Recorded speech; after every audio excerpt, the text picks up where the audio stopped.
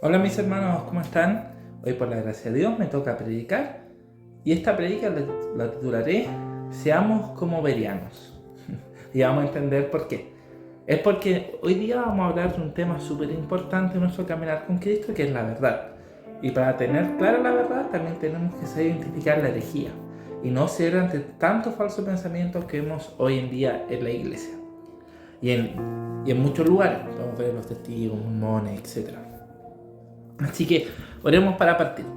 Señor, te damos gracias por estar acá, por el día, por tus bendiciones, por esta prédica, Señor. Te la encomiendo para que sea tu voluntad, Señor, para que tú seas hablando. Te pido también por mis hermanos, para que les bendiga, Señor, para que los llenes, Señor, para que tus palabras nos enseñen a todos, Señor. Nos acerques cada día más a ti, podamos tener este encuentro maravilloso contigo, Señor. Bendícenos enormemente y ayúdanos a servirte siempre. Todo esto te lo pido en el nombre de Jesús. Amén. Bueno, para empezar leeremos Hechos 17 del 10 al 12. Inmediatamente los hermanos enviaron de noche a Pablo y a Silas hasta Berea, y ellos, habiendo llegado, entraron en la sinagoga de los judíos, y estos eran más nobles que los que estaban en Tesalónica, pues recibieron la palabra con toda solicitud, escudriñando cada día las escrituras para ver si estas cosas eran así. Así que creyeron muchos de ellos y mujeres griegas de distinción y no pocos hombres. Bueno, acá vemos que el apóstol Pablo va a una ciudad a predicar, que es la ciudad de Berea. Y él se encontró con una particularidad muy hermosa de la gente que estaba acá, que eran dos cosas que hacían. Uno, que recibían la palabra con solicitud, y dos, que escudriñaban las escrituras para ver si lo que les enseñaban era correcto. Y aquí vamos a explicar cada uno de estos puntos para que también podamos aplicarlos nosotros en nuestras vidas. El primero, que es recibir la palabra con solicitud. Solicitud quiere decir diligentemente, de buena gana, con disposición.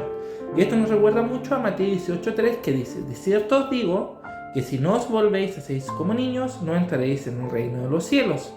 Y bueno, un niño cuando recibe algo, lo recibe gozoso, lo recibe alegre, o le da un juguete, no sé, cuando un padre da un juguete a su hijo, o uno da un regalo a un niño, qué sé yo, como que lo recibe como wow, con alegría, lo toma, lo ve, lo usa, da gracias. Y lo recibe solícitamente, pues lo recibe de buena gana, no lo recibe de mala gana, no está así como, oh, otro juguete más, me dieron otra cosa. Así tenemos que ser al recibir la palabra. Tenemos que recibirla con alegría, con gozo, no estar así por estar, oh, me están explicando la palabra del Señor. Estar así como no recibiéndola, sino estar solícito, atento, de buena gana, querer aprender más, etcétera. De hecho, es tan importante recibir la palabra porque la palabra es la verdad. Y si nosotros no recibimos la palabra con solicitud, tampoco le vamos a poner atención a la palabra, tampoco la vamos a poder aplicar, tampoco la vamos a poder entender, es la idea del enemigo. Y por eso también en Oseas 4:6 la palabra de Dios dice: mi pueblo fue destruido porque le faltó conocimiento. Por cuanto desechaste el conocimiento, yo te echaré del sacerdocio. Y porque olvidaste la ley de tu Dios, también yo me olvidaré de tus hijos. Esto Dios se lo dice a Israel. Israel pereció por falta de conocimiento. Y no fue porque no se le haya sido dado ese conocimiento. Israel tenía mucho conocimiento, la escritura, la guía del Señor, etc. Sino por cuanto Israel desechó el conocimiento. O sea, no lo recibe, no lo busca. No es como un niño cuando se le entrega algo, sino que se le entrega tanta maravilla a ese pueblo y también a nosotros, que mira para el frente y lo ve como algo del día a día, algo sin relevancia, y lo desecha. Y por eso Dios lo echó del sacerdocio de Israel, porque también olvidó la ley de Dios y también se olvidará de los hijos, que son promesas que Dios hace finalmente en castigo de la mala actitud del pueblo de Israel, que desechó el conocimiento, que es la palabra de vida eterna. Así que Dios nos ayude primero a tener este primer punto: recibir la palabra, la verdad bíblica, todo el amor, la gracia, la sabiduría, el misterio, la ternura, la emoción que está en la palabra de Dios, solícitamente, con alegría, con gozo, y recibirla también como un mendigo, que el mendigo cuando se le da comida lo busca, se llena, se sacia, porque él tiene necesidad de comida. Por eso también debemos ser pobres en espíritu, ser como mendigos espiritualmente, que cuando nos dan un pedacito de palabra, la devoremos, la recibamos con gozo, con alegría, y siempre intentemos ser así, buscando, sin importar que hay gente que dice, no, esto ya me lo sé, o ya me sé esta historia. Siempre la palabra es más, siempre se encuentran más cosas, siempre la palabra nos sorprende, nos constriñe, nos cambia. Así que Dios nos ayuda a recibirla solicitamente. Y el segundo punto de estos hermanos de Berea, que eran mucho más nobles que los hermanos de Tesalónica, era que los hermanos de Berea escudriñaban las escrituras y veían que si lo que se les predicaba era correcto. Y esto tiene mucho que ver con el cuidado ante las herejías, que sabemos que la historia de la iglesia ha tenido muchas. Hay que entender que la palabra, uno puede recibir la palabra gozosamente, pero uno también puede recibir una predicación de mentira. Y si uno recibe gozosamente una predicación de mentira, termina cayendo en la herejía y alejándose de la verdad y el conocimiento. Así que uno debe, cuando recibe la palabra, escudriñar si lo que se está predicando, buscar en la escritura, asegurarse de que es verdad o es mentira. Y si es verdad, tomarlo, y si es mentira, dejarlo.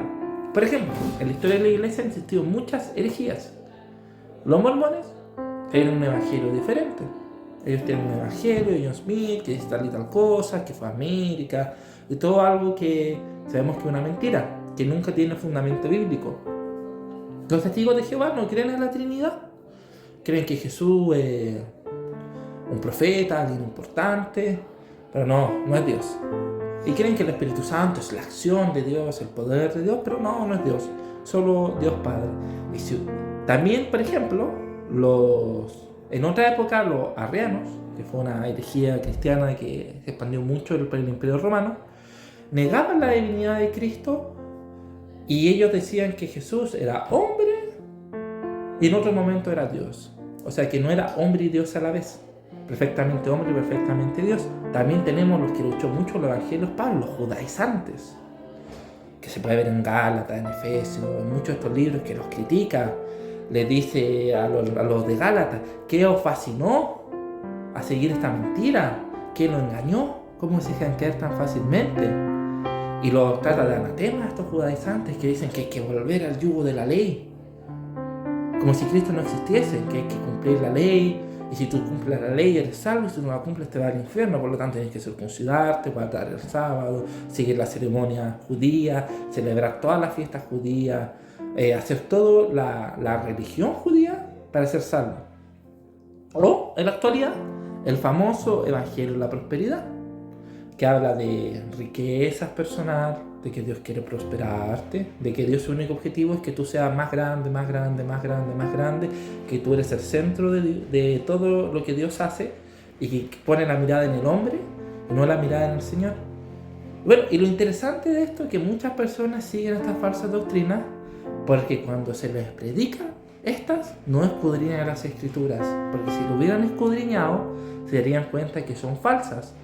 Por ejemplo, se dan cuenta de que el Evangelio es uno, así elimina la herejía mormona. Se dan cuenta de que Jesús no es un profeta, sino que es el Hijo de Dios y es Dios, y que el Espíritu Santo también es Dios, eliminando la herejía de los testigos.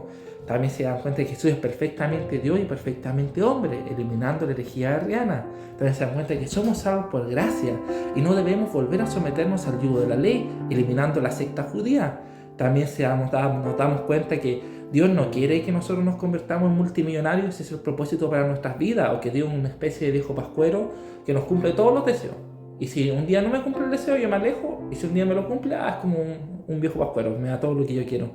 Sino que Dios busca su gloria, busca su permanencia, busca su hermosura, busca su santidad, busca su alabanza, busca que nosotros seamos santos, que nosotros le sirvamos.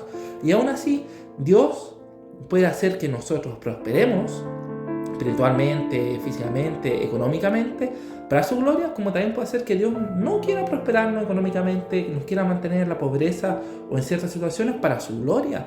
Pablo dice, en todo estoy preparado para la riqueza y para la pobreza, con el fin para seguir a Cristo. O sea, alabar a Cristo en la riqueza y en la pobreza, porque sabe que el foco de la vida no es los bienes que posee el hombre, sino que es la gloria del Señor.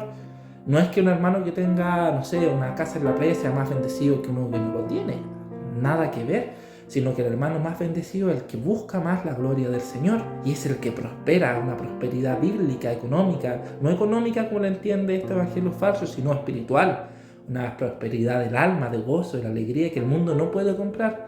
Y el peligro de no realizar estas cosas es que podemos ser engañados y tener una fe no bíblica.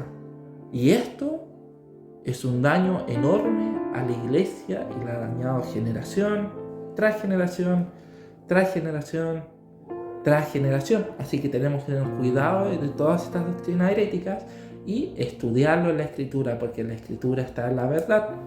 Recordemos que el pueblo de Israel, cuando empezó a adorar a este becerro de oro en Egipto, empezó a decirle que ese becerro era su Dios. Cuando uno acepta herejía o mentira, porque no escudriña la palabra, uno está diciendo que otras cosas le está poniendo el nombre de Jesús, de Dios, cuando realmente no son Dios, y estamos teniendo un corazón idólatra, adorando a dioses falsos. ¿Por qué? Porque no tenemos la verdad, y el pueblo perece por falta de verdad. Aquí les daré un ejemplo también, que es súper claro, de tener cuidado con lo que, y escudriñar siempre lo que se nos dice. Vamos a leer Mateo 16, 13 al 19. Esto es del apóstol Pedro. Viniendo Jesús a la región de Cesarea de Filipo, preguntando a sus discípulos, diciendo: ¿quién dicen los hombres que es el Hijo del Hombre? Ellos dijeron: unos Juan el Bautista, otros Elías, y otros Jeremías, o alguno de los profetas. Él le dijo: ¿y vosotros? ¿Quién decís que soy yo? Respondiendo Simón Pedro dijo: tú eres el Cristo, el Hijo del Dios viviente. Entonces le respondió Jesús: bienaventurado eres, Simón, hijo de Jonás, porque no te lo reveló carne ni sangre, sino mi Padre que está en los cielos. Y yo también te digo que tú eres Pedro, y sobre esta roca edificaré mi iglesia, y las puertas del Hades no prevalecerán contra ella. Y a ti te daré las llaves del reino de los cielos, y todo lo que atares en la tierra será atado en los cielos, y todo lo que desatares en la tierra será desatado en los cielos. Acá se ve a Pedro, apóstol de Jesús, hablando de parte del Señor. Y Jesús lo reconoce, le dice que es bienaventurado, porque esa palabra que él está hablando proviene del Padre. Si uno ve las referencias bíblicas, se da cuenta que Jesús era el Hijo de Dios, entonces era una verdad la que estaba hablando Pedro. La gente podía escudriñar en la Escritura y darse cuenta que lo que Pedro hablaba era cierto, que toda la ley profetizaba acerca de Cristo, del Mesías, de su gloria, que es el Hijo de Dios, que existió desde el principio, que es soberano, que no ama, que va a venir en condición de humano, pero siendo Dios y nos va a salvar. Y Pedro se da cuenta de esto y habla en nombre del Señor, y esta revelación viene de parte de Dios, que también y coincide por lo tanto con su Escritura. Pero la misma persona, unos versículos más adelante, miren lo que dice. Mateo 16, del 21 al 23. Desde entonces comenzó Jesús a declarar a sus discípulos que era necesario ir a Jerusalén y padecer mucho de los ancianos y de los principales sacerdotes y de los escribas, y ser muerto y resucitar al tercer día. Entonces Pedro, tomándolo aparte, comenzó a reconvenirle, diciendo: Señor, ten compasión de ti. En ninguna manera esto te acontezca. Pero él, volviéndose, dijo a Pedro: quítate delante de mí, Satanás, me eres tropiezo, porque no pones la mira en las cosas de Dios, sino en las de hombre. Aquí vemos la misma persona que unos versículos atrás había hablado lleno de Dios, ahora está hablando conforme al enemigo y Jesús le corrige. Entonces vemos que una persona en un momento de debilidad puede estar hablando cosas del enemigo, en su momento de grandeza puede estar hablando cosas de Dios. Se ve en Pedro. Y por eso hay que escudriñar la Escritura. Porque si tú no escudriñas la Escritura, tú lo puedes creer a Pedro lo primero, que Jesús es el Hijo de Dios. Y también perfectamente, que lo cual es verdad, perfectamente le podrías creer a Pedro lo segundo, que Jesús no tiene que morir y resucitar, lo cual va en contra de la Escritura. Pero si tú lees la Escritura, te das cuenta que era lo que Jesús tenía que hacer y el propósito de que Dios le había enviado para salvar a la humanidad. Se puede leer en Jonás, se puede leer también en el Antiguo Testamento, en muchas partes. Así que Dios nos ayude a escudriñar la Escritura para hacer frente a estas cosas. Y para seguir continuando, nosotros debemos recordar que somos cristianos evangélicos, que nacen por la gracia de Dios y porque un día Lutero leyó la Escritura, fue como estos hermanos de Berea y dijo: no, la indulgencia, esto de que yo doy plata para que mis personas, mis familiares se salven, yo me salve, etc., no es bíblico. Yo no soy salvo por la plata, yo soy salvo por la fe. ¿Se dio cuenta que toda la riqueza y el abuso que tenía el Papa, que mataba gente, que vivía como un rey decorado en un templo gigante de oro? No, eso no es bíblico. La palabra de Dios dice que el que quiera ser más grande, que sirva a los demás. Eso no es bíblico, y un líder no puede estar siendo adorado y no servir, un líder cristiano. Cuando habló dijo, no, el purgatorio no es bíblico, esto es una mentira para seguir sujeto a la iglesia en ese tiempo y seguir dándole poder al Papa, etc. No, esto no es bíblico, ¿es cielo o infierno? Cielo para los justos y los que creen, ni infierno para los pecadores. Y por eso se le empezó a llamarte protestantes a ellos, porque protestaban contra toda herejía que estaba en ese tiempo en la Iglesia Católica y hacía que la gente se desvíe del Señor. Por eso nació la sola Escritura, que sola la Escritura es donde nosotros nos seguimos, la sola fide, solo somos salvos por la fe, sola gracia, solo somos salvos por gracia, sola Deo gloria, el propósito de toda la gloria de Dios, no la del hombre, solus Christus, que la salvación solo se encuentra en el nombre de Cristo, ni en ningún santo, ni en María, etc. Así que hermanos, tenemos un tesoro, la palabra del Señor, tenemos algo hermoso, escudriñémosla, veamos si es cierto, recibámosla con gozo. Para cerrar voy a contar la historia de hace poco, recordaba un misionero, que es Robert Germain Thomas, que este misionero que era Gales, y fue a predicar a Asia con su esposa.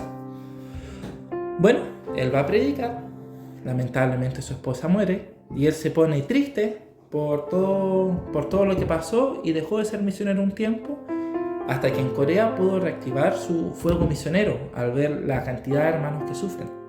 Bueno, y la historia dice que él va a Corea con un grupo de pescadores coreanos que iban a China y se devolvía con ellos porque en esa época Corea estaba cerrado al mundo, era demasiado cerrado, nadie podía entrar ni salir. Y él va con el objetivo de repartir Biblias. Pasaron muchas situaciones y él termina yendo con embajadores del gobierno de la Gran Bretaña. Y ellos entablan una especie de guerra con Corea y él quería repartir las Biblias. Entonces, cuando era su último momento de vida, porque él sabía que lo iban a matar, entregó todas sus Biblias a la gente, las tiraba mientras estaba el barco hundiéndose de los disparos, y cuando llegó a la costa entregó la última Biblia a un último coreano que finalmente lo mató por orden del emperador de esa época de Corea. Pero esa Biblia, antes de entregarla, que esto también se puede leer en la historia, que lo que él les dice al pueblo que era un tesoro. Le dijo, yo vengo acá y yo estoy convencido de venir acá y dar mi vida por ti, porque yo estoy seguro que este libro, esta palabra, es el tesoro más grande que existe. Por eso lo hago. No lo hago por religión o no lo hago por otra cosa. Estoy convencido, por algo entrego mi vida.